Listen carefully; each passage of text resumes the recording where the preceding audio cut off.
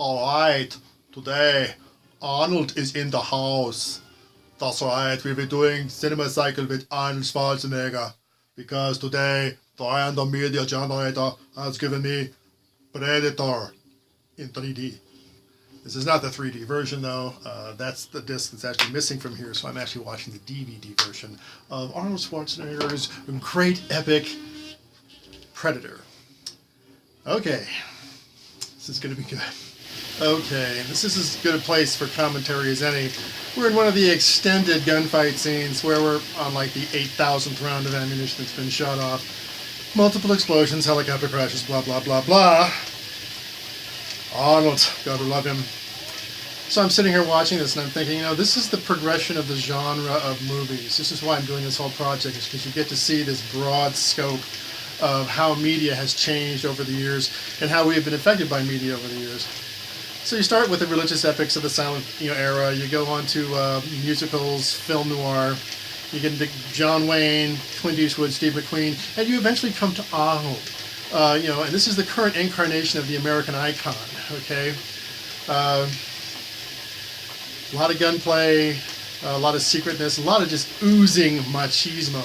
But the thing that I'm thinking of as far as the progression goes is that what's the next progression? Well, this is a video game almost. It's almost like I'm watching somebody play a video game. And it's moving into that reality now, which is virtual, where you interact with the image. But yeah, Arnold, love him. So I'm cycling through the movie, watching Arnold's little cadre of muscle-bound gun-toters get knocked off one at a time by the Predator.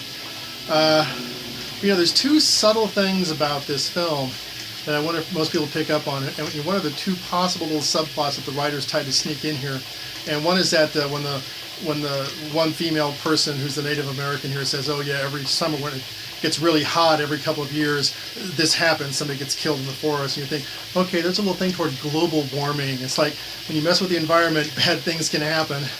And also, the interesting thing is, in the very beginning, when the Predator first shows up, and you first see him, he watches one of the guys kill a scorpion. And we all know that the Predator looks rather scorpion-like when you finally see him. And I wonder if, at that point, he sees these people as a threat. If he just hadn't killed that scorpion that was on the guy's back, would he not have gone after them?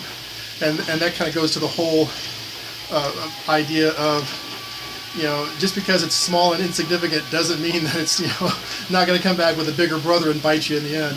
Again, don't mess with nature because you really don't know what you're doing. So I think subtly this is a whole kind of Greenpeace movie with lots of carnage. So it's interesting to note in the final mano-a-mano scene where Arnold Schwarzenegger takes on the alien in hand-to-hand combat, and the alien takes off his ectosuit to display who he really is.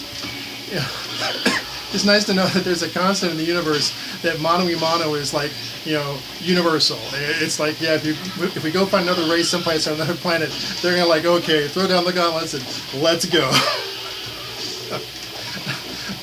Makes me long for Close Encounters of the Third Kind in E.T. Okay, the credits are rolling. Body count's pretty much ended. Let's see what Hollywell's film guide says. Predator, an Allied military rescue team gets into trouble in South America.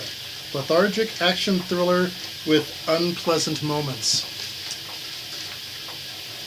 See you next time.